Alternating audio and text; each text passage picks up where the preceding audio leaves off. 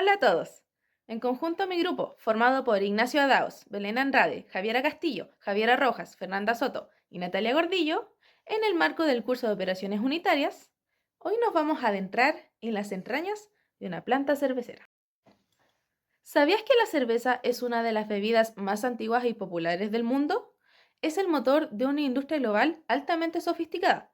Y de hecho, en Chile, este sector ha experimentado un crecimiento sostenido, alcanzando un consumo per cápita de alrededor de 55 a 60 litros por persona, lo que lo podemos traducir en una producción que supera los 1.000 millones de litros al año.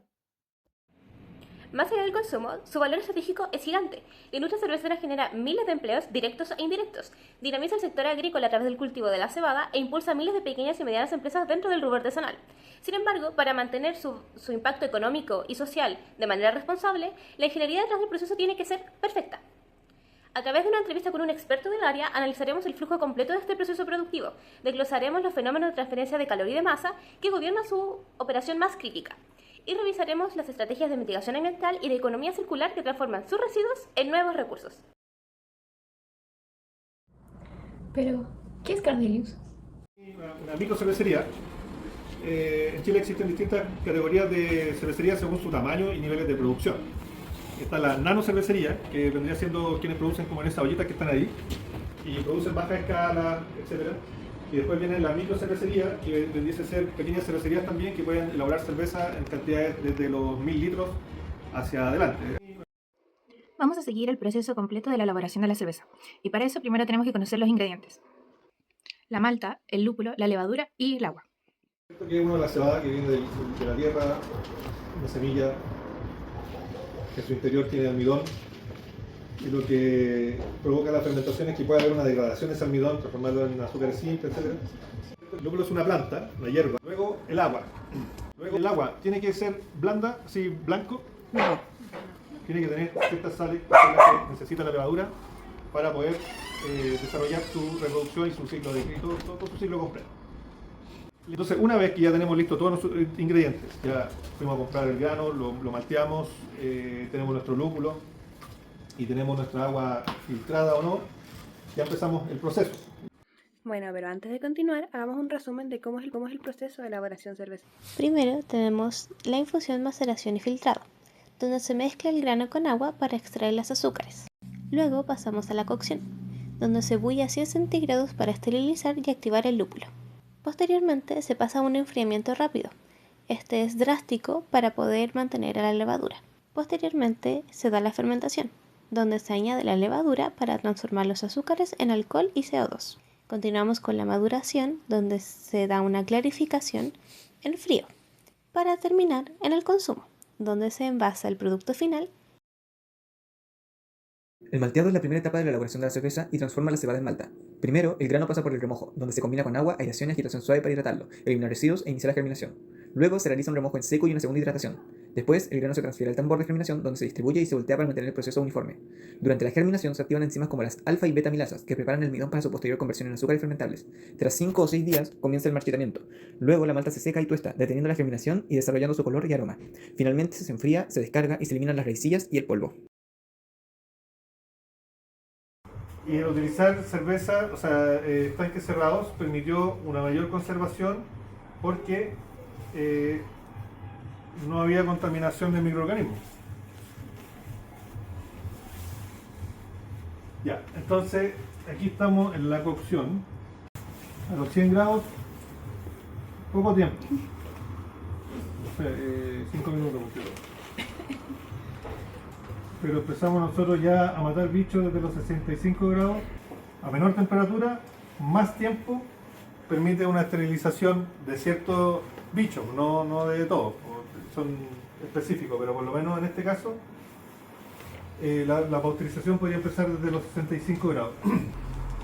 Entonces a los 100 grados se echa el lúpulo, ¿por qué? Porque permite la isomerización y permite que se pueda permeabilizar el aceite en el agua. Y la cocción también dura 60 minutos. ¿Qué pasa si yo echo la levadura a los 100 grados? Se muere. Entonces, ¿qué tengo que hacer? Enfriarlo. Enfriar. ¿Y cómo lo enfrío? ¿Una chaqueta o un radiador? En el fondo un intercambiador de calor, ¿no? Entonces yo en este caso voy a ocupar un intercambiador de calor donde le meto esto caliente y me sale esto frío, ¿cierto? Entonces en esta línea se me van los flujos calientes y en el otro lado, ¿qué es lo que va? Es un intercambiador, el refrigerante. El refrigerante, ¿cierto? Entra a frío y sale Caliente. caliente. Entonces, ya, una vez que yo ya tengo mi cerveza fría a temperatura a la que vive la levadura. Siempre estamos pensando en la levadura. Esa es nuestra razón de ser, digamos, que la levadura sea feliz. El mosto enfriado se trasiega a un recipiente limpio y sanitizado en el cual se siembra la levadura. Durante la fermentación alcohólica, que suele durar entre 4 y 5 días, la levadura consume los azúcares del mosto, produciendo etanol y gas carbónico como compuestos mayoritarios, a la vez que también liberan al medio compuestos volátiles y otras sustancias minoritarias en concentración, pero con gran impacto sensorial. O sea, ¿a qué le llamamos proceso de maduración? Principalmente desactivar la levadura, a dejar que deje de fermentar y que se puedan mezclar mucho mejor los sabores, los aromas, ¿cierto? Etcétera, etcétera, en el estanque. La estabilización le llaman algunos, ¿cierto? Y eso se hace con frío, con presencia de frío. ¿Por qué? Porque el frío lo que hace es que la levadura se duerma con un barrido de CO2. Entonces le echamos CO2 primero para que bote todo el oxígeno y quede dentro solamente CO2. Entonces, como está lleno de CO2, yo abro la llave y no va a entrar. Entonces, ¿qué es lo que tengo que hacer? Empezar a liberar el CO2 para generar espacio. Cuando ya empiece a generar espacio, se empieza a llenar. Algunos le llaman llenar al vacío, otros le dicen llenado contra presión o isobárico. Entonces, con eso se conserva la cerveza mucho más tiempo. Como de todo lo que ustedes hacen de la producción de la cerveza, ¿cuál cree que es como el proceso o la parte del proceso como crítico, que es lo que más le tiene que poner ojo? Sin duda, la esterilización, de eso se trata de hacer cerveza, o sea, entender de que nosotros estamos haciendo un proceso de microorganismos. Sí, entonces, ¿qué pasa? Que los estanques arriba tienen una bolita que es una chaya y aquí abajo tienen la salida, y cuando utilizamos una bomba podemos hacer un recirculado. Entonces, ¿esto qué hace? Tira líquido con cierta presión para todos lados, con detergentes químicos, detergentes alcalinos y detergentes ácidos para poder limpiar. Entonces, el SIP es una operación de limpieza en sitio que permite higienizar tanques y tuberías sin desmontarlo. La solución de limpieza se impulsa mediante una bomba. Puede incorporar agua, detergente cáustico, detergente ácido o sanitizante. Y además, se calienta mediante un intercambiador antes de circular por el sistema. El agua arrastra residuos sueltos, el cáustico remueve materia orgánica y el ácido elimina depósitos inorgánicos o sales adheridas. Durante la operación se controlan variables como flujo, temperatura y conductividad. Por eso, el SIP integra transferencia de cantidad de movimiento, transferencia de calor y transferencia de masa en una misma operación. Entonces, La transferencia de calor ocurre debido a una diferencia en la temperatura entre el producto y el medio térmico. En la elaboración de la cerveza está presente en varias etapas como el secado y tostado de la malta, la maceración, la cocción del mosto, el enfriamiento previo a la fermentación, la refrigeración del fermentador y el calentado de las soluciones utilizadas durante la limpieza SIP. De manera general, este fenómeno puede representarse mediante la ecuación presente en pantalla, donde la velocidad de transferencia de calor depende del coeficiente global de transferencia, del área disponible para el intercambio y de la diferencia de temperatura entre ambos medios. En la figura se observa específicamente lo que ocurre durante la fermentación. Como la actividad de la levadura genera calor, se hace circular refrigerante por una chaqueta externa. Cuando aumenta el caudal del refrigerante, disminuye primero la temperatura de la chaqueta y luego la del fermentador. Esto muestra que el enfriamiento no ocurre de forma instantánea, sino que de manera gradual, debido a la resistencia térmica del sistema. Por lo tanto, controlar el caudal del refrigerante permite mantener una temperatura adecuada para la actividad de la levadura y para el desarrollo correcto de la fermentación. La transferencia de masa corresponde al desplazamiento de un componente debido principalmente a una diferencia de concentración. En la elaboración de cerveza aparecen distintas etapas del proceso. Por ejemplo, durante el remojo ocurre la absorción de agua por el grano. En la maceración se produce la extracción de azúcares y compuestos solubles de la malta, mientras que en la cocción se incorporan compuestos del lúpulo y también se evapora agua y sustancias volátiles. Antes de la fermentación se favorece la disolución de oxígeno en el mosto, y durante esta se libera dióxido de carbono. También existe transferencia de masa durante las limpiezas SIP, cuando los residuos se deshidratan, se disuelven y se desprenden de las superficies. De forma general, este fenómeno puede representarse mediante la ecuación, donde la velocidad de transferencia del componente se iguala al coeficiente de transferencia de masas por el área disponible por la diferencia de concentración que impulsa el proceso. Por lo tanto, mientras mayor sea la diferencia de concentración y el área de contacto, mayor puede ser la transferencia de masa. Para entender el flujo, el bombeo y la agitación, hay que saber que la transferencia de cantidad de movimiento ocurre cuando el movimiento de una capa de fluido se transmite a las capas vecinas. Esto sucede porque las capas no siempre se desplazan a la misma velocidad. Las que están cerca de una pared avanzan más lentamente por efecto de la fricción, mientras que las capas más alejadas pueden moverse con mayor rapidez. Esa diferencia de velocidades genera un gradiente de velocidad, que actúa como fuerza impulsora del fenómeno. Como respuesta, aparece un esfuerzo cortante entre las capas del fluido. Y en un fluido newtoniano, esta relación se expresa mediante la siguiente fórmula de tau, en donde tau es el esfuerzo cortante, mu es la viscosidad, y dB sobre di representa el cambio de velocidad entre las capas. El signo negativo indica que la fuerza viscosa se está oponiendo al movimiento relativo del fluido. En la elaboración de la cerveza, este principio aparece durante el bombeo, la circulación por tuberías, la agitación, el movimiento del whirlpool, el paso por filtros y la limpieza SIP.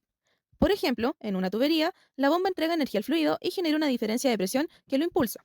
Al desplazarse, el fluido pierde parte de esa energía por fricción con las paredes. Además, el régimen de flujo se evalúa mediante el número de Reynolds, el cual presenta los factores de densidad, velocidad, diámetro hidráulico y la viscosidad. Este valor relaciona las fuerzas de inercia con las fuerzas viscosas. Cuando predominan las fuerzas viscosas, el flujo tiende a ser laminar y las capas se desplazan de forma ordenada. Pero si predominan las fuerzas de inercia, el flujo se vuelve turbulento, con mayor mezcla y fluctuaciones de velocidad.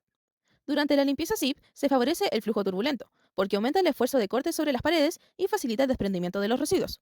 Sin embargo, aumentar demasiado la velocidad también incrementa la caída de presión y la energía requerida por la bomba.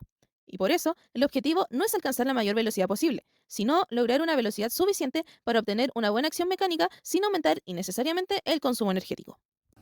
La filtración es una operación unitaria de separación sólido-líquido. Su principio fenomenológico consiste en que una diferencia de presión impulsa el líquido a través de un medio poroso, mientras que las partículas sólidas quedan retenidas. En la elaboración de la cerveza, esta operación aparece principalmente en dos momentos. Primero, durante la filtración del mosto, donde se separa el líquido del bagazo, y luego en la filtración final de la cerveza, donde se eliminan levaduras y otras partículas responsables de la turbidez. El caudal de filtrado puede representarse de manera simplificada mediante la ecuación presente en pantalla. Esto indica que el caudal aumenta cuando existe una mayor diferencia de presión o una mayor área de filtración. En cambio, disminuye cuando aumenta la viscosidad del fluido o la resistencia total del medio filtrante. La figura muestra una filtración frontal. El producto sin filtrar llega perpendicularmente a la membrana, el líquido y las partículas más pequeñas atraviesan el medio y forman el filtrado, mientras que las partículas de mayor tamaño quedan acumuladas sobre la superficie. A medida que estas partículas se depositan, se forma una torta de filtración. Esta torta aumenta la resistencia al paso del líquido, por lo que el caudal disminuye progresivamente o se requiere de una mayor presión para mantenerlo. Por eso, la eficiencia del proceso depende del control de la presión, el área disponible, la viscosidad y el nivel de ensuciamiento del filtro.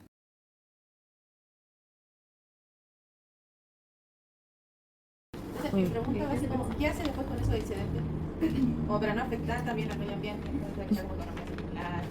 Bueno, nosotros lo que hacemos, pues, lo que más podemos hacer hoy día es vi un viejito de más arriba, se lleva los granos y se los da a sus animales. Hay muchas cosas que ya, en verdad, en términos así como de recuperación de cosas, en la industria cervecera, salvo CCU, que genera así millones tiene plantas de tratamiento, una cervecería pequeña como esta, en verdad, no impacta mucho el medio ambiente.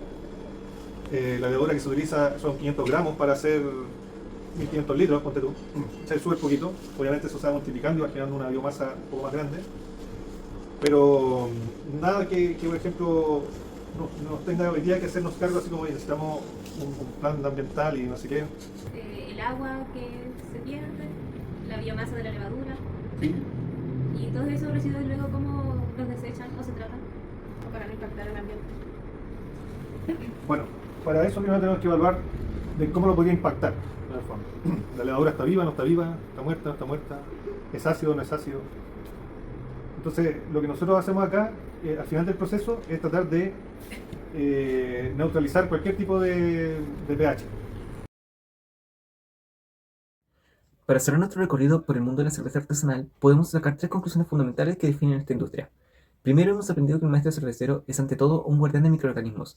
No solo se trata de mezclar agua, malta y lúpulo, el éxito depende de hacer feliz a la levadura. Como vimos, el cervecero diseña un ambiente perfecto, con los minerales exactos como el calcio y las temperaturas precisas, para que este hongo realice su magia metabólica de forma tranquila. Sin una levadura vital y viable, no hay un producto de calidad con el cual trabajar.